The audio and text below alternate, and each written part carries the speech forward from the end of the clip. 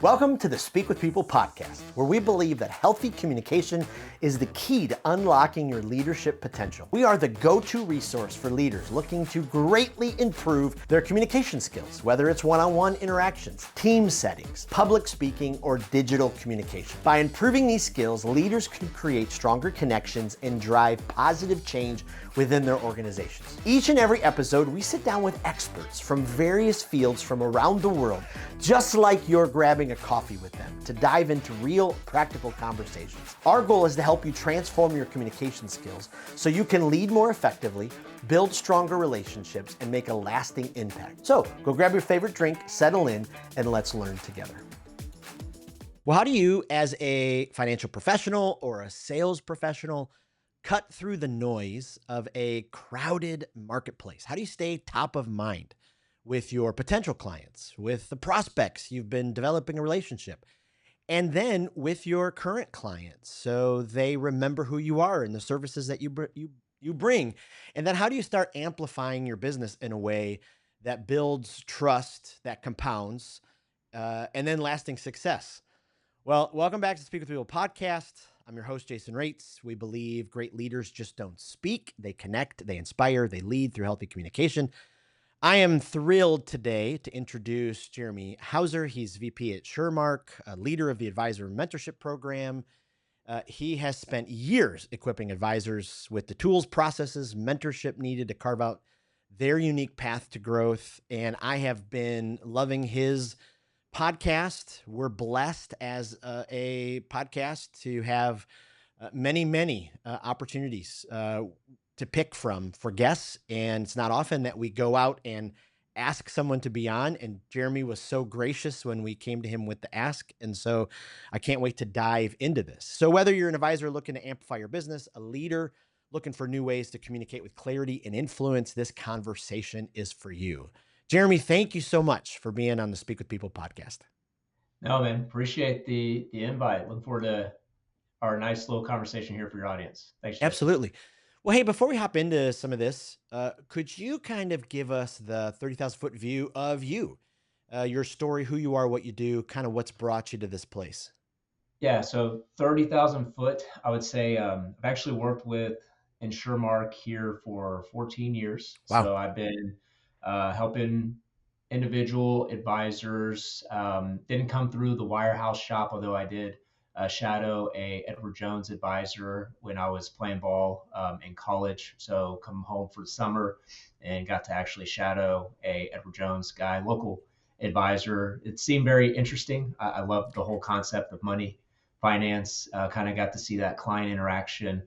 Similar to maybe your story, I just didn't see myself every single day wanting to work with the consumer necessarily. I thought there was a bigger impact. So I actually got into this industry where I helped with my professional background of being a ball player through college, St. Edward's University. So we actually, unfortunately, I realized quickly I wasn't going to be making it to the big time. So I made that tough move, 18 years of playing at 22 years old, to decide, you know what, I'm just not going to go ride a bus for $14,000 and try to live that dream. So I decided to bring my aspirations of coaching to the financial services industry. Got an opportunity to actually start working with InsurMark, an incredible opportunity, independent advisors. So really, when I talk to people nowadays in my 30s, so I'm 37 now, it was truly a blessing because I got the opportunity to hear from successful entrepreneurs talk about how they left the wirehouse or how they left and wanted to join and start their own business. So I got to hear basically the processes from top advisors across the country. And so over a decade later, getting the opportunity to share it, I started to notice there was a unique, I'd say, gap in our space of just advisors feeling like they were on an island. And so AMP was formed basically in 2017, Advisor Mentorship Program, where we had an opportunity to connect like-minded advisors through short, small, little intimate mastermind groups. And the numbers are incredible. So the group of business that was actually generated from that year over year of the last 8 years has just completely gone. I'd say close to about 10x now. So for Primarily, so the advisors we work with, they are RIAs. Didn't start out that way, but majority are now RIAs, insurance advisors. So they actually do annuities, life insurance, assets under management, and also asset-based long-term care. So those are usually the ones that we work well with. But we do everything from helping them for building their business, hiring people, marketing, what customers are looking for. One of the things I'd have your audience write down is a big focus for 2025 is what sells for you when you're gone. So trying to make advisors have an opportunity to just basically duplicate themselves. We all have 24 hours in the day. And so you have to really lean into tech, video marketing, and other things that we'll share here on today's show of how advisors are able to build trust credibility nowadays, where it doesn't cost you that extra 30 minutes for the same conversation you would have had 4 days ago with John Smith. Now you're talking to Paul. You might as well go ahead and have a recording to send people. And we'll talk a little bit about some of those processes. But yeah, pretty exciting. And then personally, married, that was probably when life really took off for us. So I would say marrying my better half in roughly 8 years ago, and we have 3 kids now. So we are truly blessed. So living the dream, I'd say. That's amazing. That's amazing. Let's go back. So what sport did you play? Play baseball. Ah, okay. Are you a Fantastic. baseball guy? Oh my goodness. Yeah. If I turn the camera, I've got my, all my, I got a Babe Ruth, Ted Williams, my kids Oh playing yeah. baseball, my For the Love of the Game poster from Kevin Costner. We moved to Tampa about 5 years ago. And so we're with an hour of 5, spring training parks, Oh Yankees, yeah. Phillies, Pirates, Blue Jays, Tigers aren't far, 2 hours from the Red Sox, Braves, Orioles. So yes, love baseball. I'd say that's a solid group of teams in the spring training area you're at. Yeah. Yeah, for me, spring training ball is just the best. It's amazing. Last fall though, I did get to go see a Rangers game, and so that was amazing. Their stadium in Texas there was out of this world, and so yeah, I'm on this path of trying to get to all the ballparks. So It's a good path. Yeah. that's And incredible. baseball has incredible lessons. So I've actually learned too, and it helps craft messaging. I know a lot of what you do is speaking, communication to customers. People love stories. People love analogies. Baseball is literally life. I remember wearing that shirt as like a 5-year-old all the way to the time I was 11 years old. And really, as you get older, you're like, baseball really is life. You just got to Mm. be patient. You have to be able to craft your story. You got a team result. So the wins and losses stack up based off team. But when you're in the batter's box, I mean, you got to do your job. So that's where it comes down to as advisors, especially where if you're the founder, CEO of your company, it's important. I mean, when that bat is in your hands while you're hitting or when you're stepping up to the plate, whatever the situation is, you have to generate either a run yourself. You have to be the first one to get on base. You have to, whatever you got to do to win the game, you got to make sure that you're doing your part. And so that's why baseball is incredible because you can't do it alone. You need a team. And that's the same thing with running a business. So sorry about the tangent of baseball. I love baseball. I love it. It's perfect. I was just going to follow up by saying, I think it was Ted Williams. I fell in love with Ted Williams years ago. So I think he was the first to say hitting a baseball, toughest thing to do in all of sports. I just saw an interview with Deion Sanders not too long ago, and he said the same thing. You played at a high level. Is that your assessment as well? I would say yes because I couldn't get past the next tier. So I would say it's tough. But really when people get to a certain level, it's I like go back in my head to remove myself 10 years later from baseball, and Mm, I think to myself, I'm probably a better player today than I was if I actually played without picking up the bat, just because I'm in a better headspace. I'm in a mm. better mental capacity of realizing like you got to be patient. You got to let the game come to you.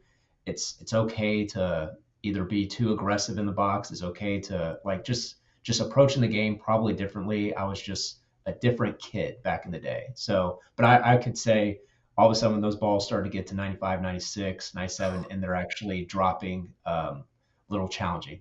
Now people are throwing like 104 miles per hour. So I don't know. That's not my game. It's just wild. I, Yeah. I was gonna say there might still be opportunities for you with the Savannah Bananas. They just keep adding teams, and Yeah, I got two left feet. There's no way I'm getting out there and doing the break dances. But that is actually, but that goes back to that entrepreneur spirit. That guy saw an opportunity and he is absolutely killing it. yeah. And it's great for the family. That's a great, yeah, that's on the list of things to do to go check out. Oh, it's amazing. Yeah, as a baseball purist, I was very hesitant because I'm like, okay, that there's some fun rule changes. There's no bunting. There's if a fan catches a foul ball, it's an out. There's things like that. That game's only 2 hours. But as a purist, I'm like, ooh, there's some of it where I don't need the 27th dance. Like I'm okay. Well, I love it. We could talk baseball the entire time, but let's hop into this kind of idea of standing out.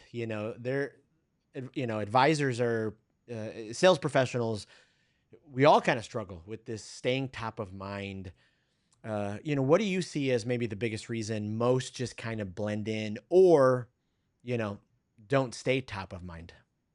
Yeah, I'd say it's a good question. And I think the one thing that really we try to train our advisors with, and we really dug in deep about 3 years ago, is the fact of the founder story. So, what can separate you? I mean, you can only control what you can control as the entrepreneurial advisor. I mean, you're the business owner, and your founder story is yours. So, founder story and process. So, the only real way to stand out is that client experience once they get to meet you. What was that like? Just like Amazon, I used to talk about this a lot.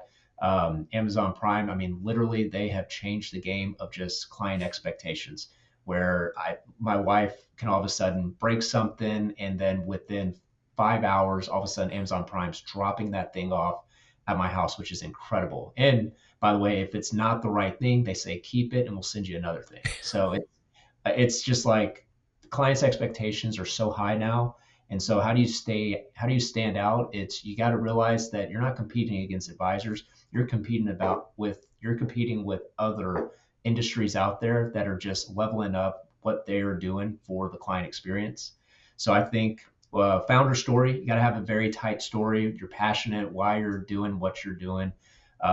There's something to having a team. So it's not just me. That becomes salesman like.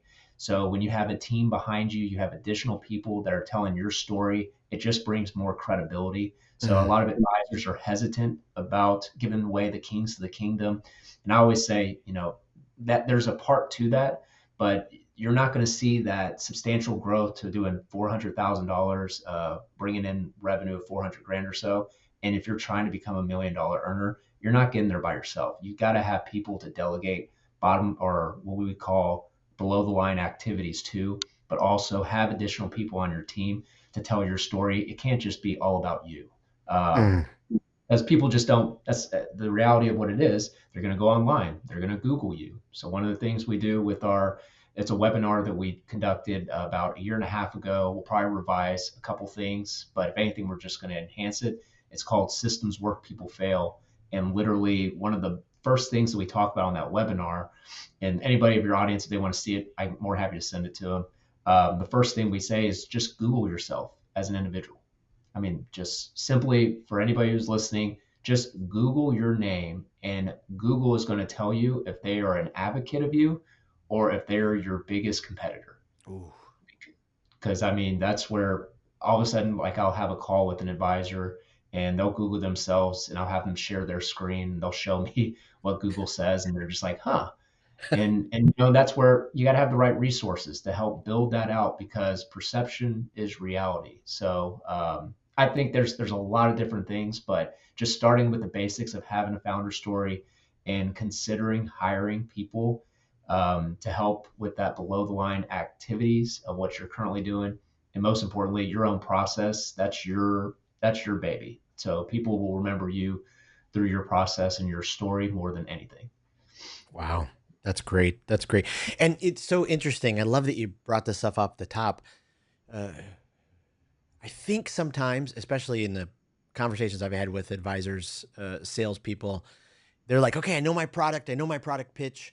And, that's the only thing they practice. They don't make sure they understand their founder story. They don't make sure they understand even little things of like, how do you introduce yourself?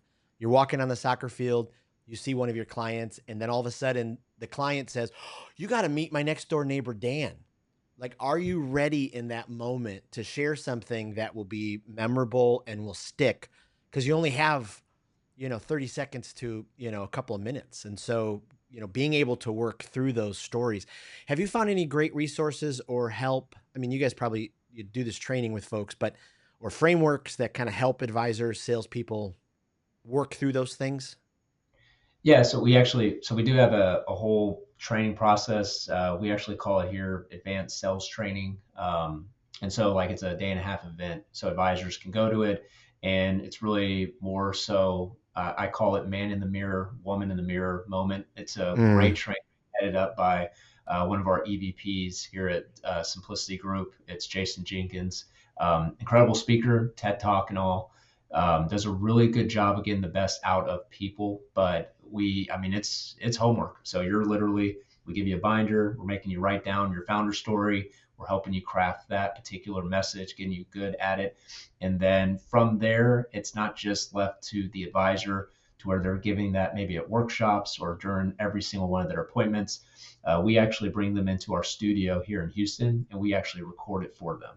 So Ah, having that live and breathe on the website. Just a resource, especially a lot of our advisors do virtual appointments. It's not all just in yep. person. So very powerful to have something of reference, at least to send to a prospect prior to meeting with them. And once again, it's, and they'll still probably still do their story in front of them live, but it's just a resource where people can get to know who you are without you physically having to be there. Boy, that's so powerful. And I love that you bring him into the studio because as you can uh, explain in great detail, all the pressure of stepping into the batter's box. Uh, Professional leaders still, that one-on-one or when they're put under the pressure of standing in front of a room and then having to share it.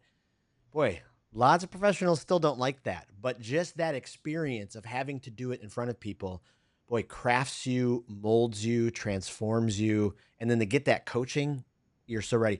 What balance do you see with the advisors that you guys mentor when it comes to the ones that are can't wait to be there, want to lean in, and then maybe the ones who, okay, someone told them, "Hey, you need this," and they kind of walk in with that hesitancy.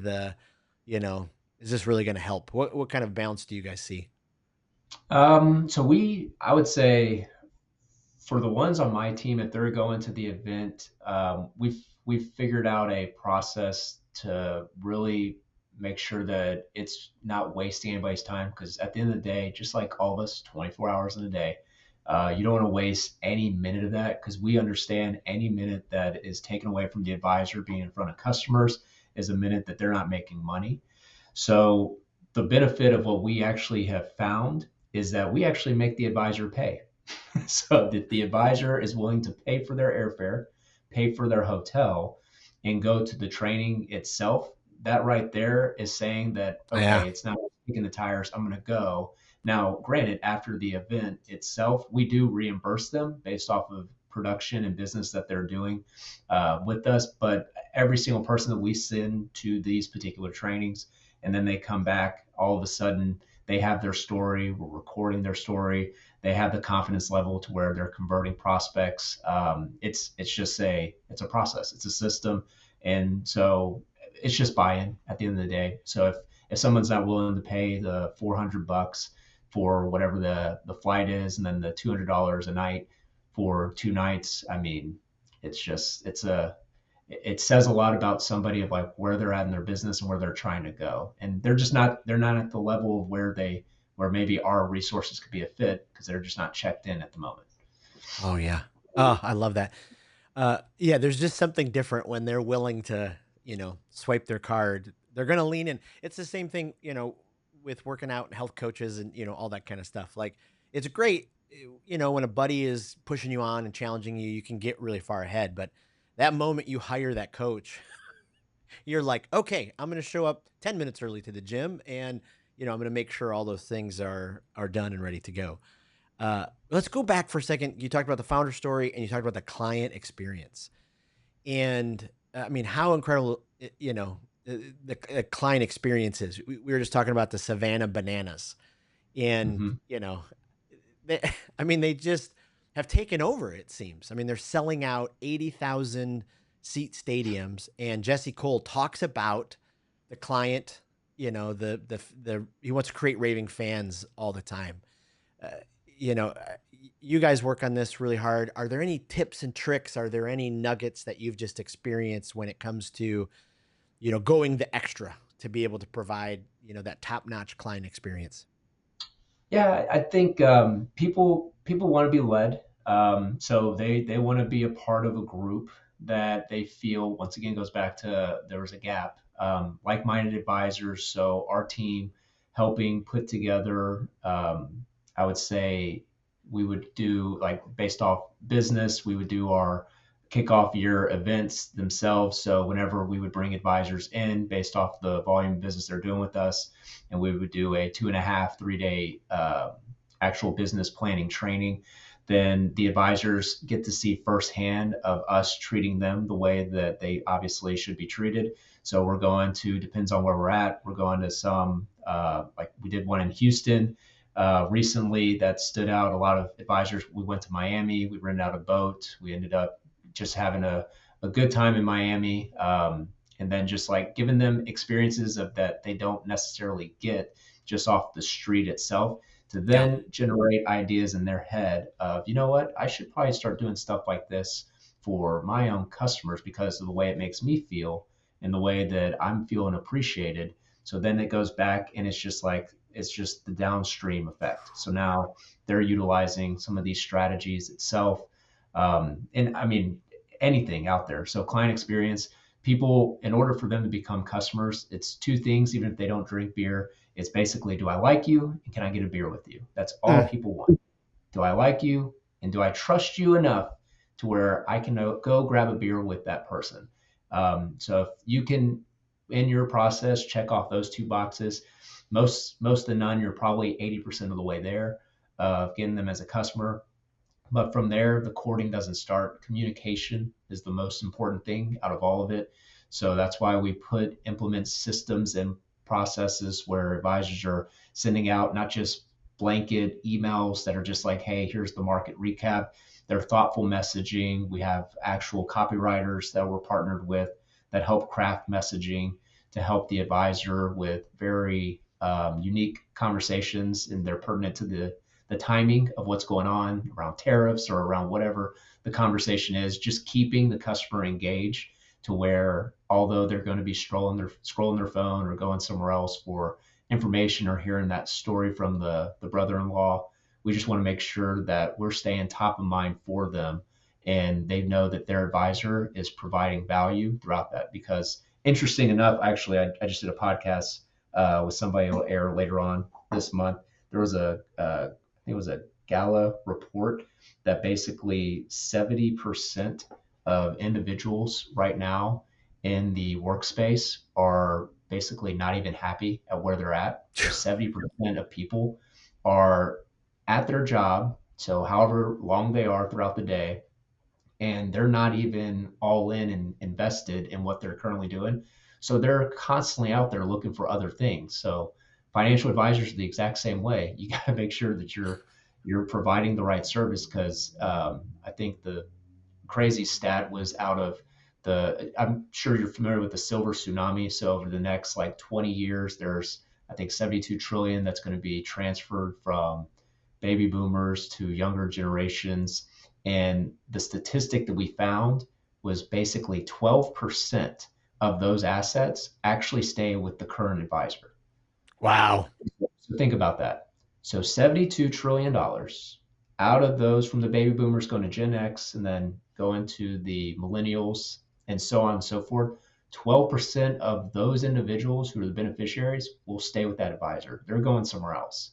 So, so it doesn't matter about who you're getting in front of, who the new people are. You got to have client experience with the younger generation and making sure they're buying in on the process, or all the efforts you're doing for new business is going right out the door for those customers of yours that you think you have a really good relationship, but you don't know their kids. So just a Wow. little. I love that. That's powerful. I was with a group of advisors from Mountain America Credit Union, Salt Lake City. We were at the Salt Lake City Country Club. I mean, it's just like, the first tee box, it's like mountains. I'm like, this is So crazy. cool. And we're in a room, and it's some of their top advisors, 15 of their top advisors, a couple of VPs, one female in the room, which, across the industry, females tend to be a lower percentage. And we start talking about this, just, hey, are we males? Are we working on our communication with females? Because as this tsunami hits, this wealth transfer from boomer males to spouses or their millennial or Gen Z children, like Hmm. that number 12% stay, like, are you working on communicating with all of them? And not throwing the dudes under the bus, but a lot of them are like, yeah, yeah. And the woman VP stands up and was like, no, you guys need more work than this. And it was just a Yep. good challenge of like, communication is one of those things where I think most of us are like, yeah, I do a pretty good job. This is just how I communicate. But maybe not often we're going, okay, what do I need to improve? No, seriously. Is there something that's, disconnecting? Is there something that's off putting? Tell me what it is so I can improve and, be able to do that. And I think that's, the work that you guys do as I followed along. I'm like, it's just so important because to have that coach, I'm sure you had hitting coaches throughout the years. It's like, okay, Jeremy, okay, remember elbow, or you're opening your hips too quick, or whatever it is. We have to get the same feedback for our Hmm. communication, for our leadership. It's just powerful when we do. Hmm. Yeah, and I think I would say also to the ones that are one thing I mentioned earlier. So, what sells for you when you're gone? So, some of the things that's very challenging for the older people. So, advisors that are, I would even say in their 50s, 60s, and so on, like they're not going to, if they haven't already, the human brain and like who you are as a person based off habits. Once you're 36 years old, it's tough. You're not Mm. changing who you are. So if you're over 36, so I officially am over that threshold, it's tough to make any changes to your habits that you've created your whole life. So therefore, if you're not doing social media, if you're not doing certain things of like posting or investing in yourself to learn AI and videos and so forth, you have to go find the right people to bring those type of resources into your practice without you physically having to be the one to do it. You got to go realize that, you know what, this is a gap in my business. I need to find somebody who's younger, bring them in to have that type of story and communicate to the younger generation. Because quite frankly, the Gen X, the millennials, will they go to dinner seminars in the future? I don't know. We'll see. We'll see if they do. The first Gen X are actually turned 60, I think, this year, which is crazy. So therefore, will they do the same type of marketing work for that? I don't know. I do know that Gen X and millennials, the study came out that roughly they spend about 6 hours a day on their phone. So that could be emails, that could be other Yeah. things, but that's where the market is to keep the eyeballs. We call it control the eyeballs. So if your brand is not having a digital footprint or messaging, it's very impactful to make sure that you have some form of content that people can go and find you without you necessarily having to be there. And one of the numbers that I would share, it was from a Google Analytics. So Google data shared, it's called CAM. So this is actually Change Activation Model. CAM is the acronym. So Google and Forbes did a study with all the data that they've collected. And based off their study, similar numbers, they found that for consumers to buy, so consumers actually purchase anything from somebody, it can be online or just build enough trust to buy into a business, they need to have at least 7 hours of content for the consumer to feel like they've built enough trust and credibility to purchase from that particular individual. They need 11 touch points minimum. This study was done in 2024, so it's probably even higher today.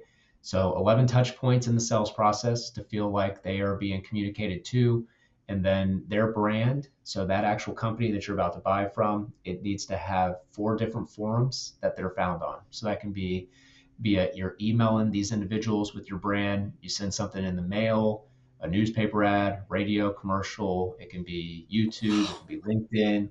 So 4 different Wow. forums. So what we've done over the last couple of years is really took that to heart, and a lot of our advisors are now starting to expand their content and their brand for what sells for them when they're not there.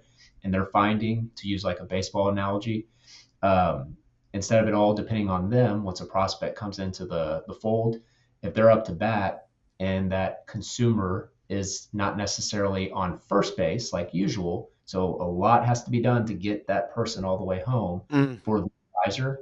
So what we find is because we have the right content and the right resources to help educate the consumer with the advisor, so during that courting process, by the time the advisor has that appointment with the customer, we can at least get them to second or third base beforehand. So at that point, the advisor just can't screw it up. That's really what it Yeah. comes down to. We built enough trust to where a lot of the usual questions that come up in the first appointment doesn't necessarily happen.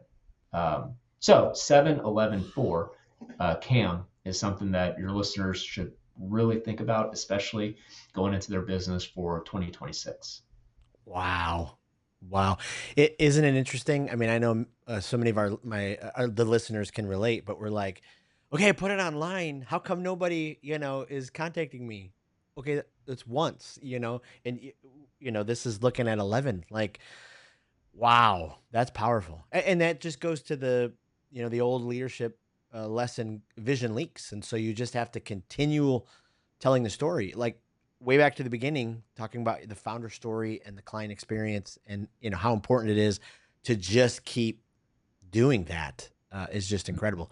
You talked a little bit about processes, how important I know it's easiest softball question. I didn't mean for so many baseball softball analogies, but I love it. We're just running with it.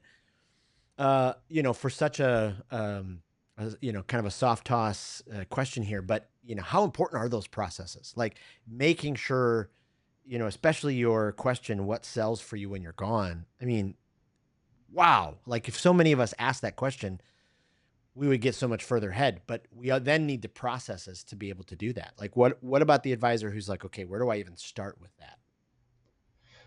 Well, they, and I think it's a good question. Where do they even start? If they start by Googling themselves, honestly. Mm. Just by Googling themselves, they'll see what their customer is going to see about them before they meet. I saw something recently this week on social media that the amount of people that are now looking into AI. So people, it's not like they are booking an appointment and they're just sitting on their hands. I mean, they're looking into who they're about to meet with. So they want to go look for Google reviews.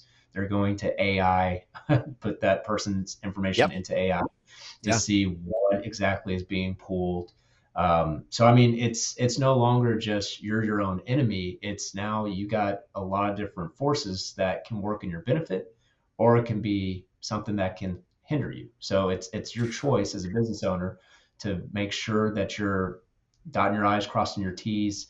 Where if you know where some blind spots are in your business, go ahead and approach. Make sure you have Google reviews. Send that out to your most loyal clients.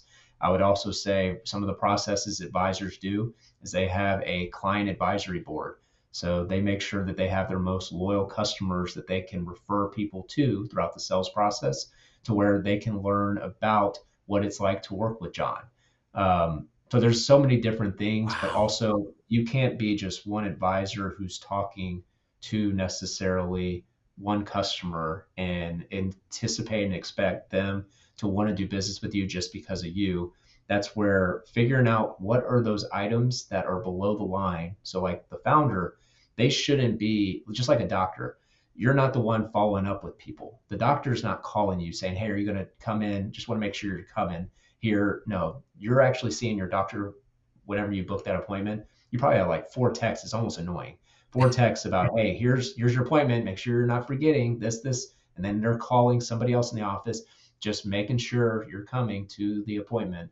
But you see the evolution of what that looks like, because that is where the client experience has gone. But also, the doctor's not the one doing that. You're having people in the right place to build up the story of, you just got to get on this doctor's calendar. You got to get to them. And so, same thing for advisors. You can't be the one chasing down the people who maybe said, hey, I got to kick that appointment from Tuesday to Thursday. And then now you're the one rebooking it. You can't be the one also booking your calendar. You can't be the one that's now following up on paperwork. You just have to get those below the line items to somebody else. And so our team helps with hiring those particular people, because people actually, there's a lot of people that love doing that stuff. Yeah. Surprisingly, they really love genuinely doing it. And then the advisor can focus their time and efforts on the things above the line, where they can actually go in and just see customers, and they have other people telling their story. They have technology telling their story, where eventually by the time they get to you, that person is on third base, not first, by the time you talk to them. So that's process is very, very important. And they're going to judge you, because in about 3 hours after your appointment, they're getting a Facebook ad saying, hey, come join my webinar that's later on tonight. And now they're a part of someone else's process. So you got to make sure you stand out very good. Wow. Wow. That's powerful. As we kind of wrap the conversation, let me finish with this question. 5 years, 10 years, 15 years, especially you talked about, those advisors, those professionals who want to keep, hitting those sales goals. How do you stay focused for the long-term vision? So many distractions, so much going on, market pressures, all the things are happening all the time. What advice would you give to financial professionals listening, sales professionals, to keep focused on that long-term vision? Yeah, I would say control what you control. So when it's all said and done, you control what you control. I would say raise your floor. So every year you should challenge yourself. Just like any business, any successful, thriving business or business owner, they set goals. They set, I would say, incentives. So making sure that people within their company are aligned to the goals of the organization. So those are things that you can control. You can't control what the market does. You can't control. You just can't control so many things. But what you can control is not the fact of just you raising your standards and raising the floor of what your organization is doing, but waking up early, putting in the work after hours. When you're not getting the pat on the back, you're not being, I guess, recognized for all the things that you are doing. And then all of a sudden they're like, man, you just had a huge break. It wasn't the big break. It was the 10 years, the 8 years that nobody was seeing you Right. consistently every day get better. There's a great book, Atomic Habits. I read it so I don't read them. I actually listen now to Audible books. So Atomic Habits with James Clear. Many of your listeners probably have listened to it, but I would say still listen to it. Listen to it. I listen to it every November. So every November, I'll listen to it for my runs for like the month of December. And you will just continue to be a different person every time you listen to a book like that, to where it's going to be like, I get this. It didn't make sense back then, but I get it today. Because what you can actually control is every single day what you're doing. So I would say become a advocate reader. I would say that would also be something to where control what you control, wake up early, become a reader, listen to books, the downtime in the car when you're driving to appointments. Just don't stop listening to music. It's a waste of your time. Listen to books, get in the right mindset. A great book for all my advisors this year that we are doing our business planning calls for is Traction, Get a Grip on Your Business. So if you're an entrepreneur that's looking to build, grow, and scale your business, I think it's Gino Wickman. Traction is an amazing, amazing book. They talk about the 12-week year. They talk about Good to Great from James Collins. It's a lot of good books that you've probably listened to in the past, but it's just really summarized really well in Traction. So control what you control. And I would say that would probably be the best thing for your listener in order to continue to hit your goals each year is just get better tomorrow. That's it. Better tomorrow. Wow. Goodness. What a way to end. Well, Jeremy, I've taken 2 pages of notes. This has been powerful, profound. You've given us so many incredible nuggets. Before I let you go, let me ask you a couple rapid fire questions. We're building this online Yep. database with tons of resources. People kind of get, inspired. Is there a speaker that every time you hear them, you just, they check the boxes, fill the bucket, you love to recommend them? Is there a speaker that falls into that category? Oh man, a lot of speakers. So, a lot of good ones. It depends on what you're looking for. If you want to become wired as opposed to inspired, Dr. Kevin Elko, and I know you do some work with some of the companies. He's a great. We've had him at our Founders Club for 3 consecutive years now. Our advisors love him. He actually just helped coach, or he's the mental coach for Jalen Hurts and the Eagles. So doesn't hurt that he has some of those accolades. He also was Nick Saban's head coach. So the guy aligns himself with winners and helps winning championships. So Dr. Kevin Elko is good.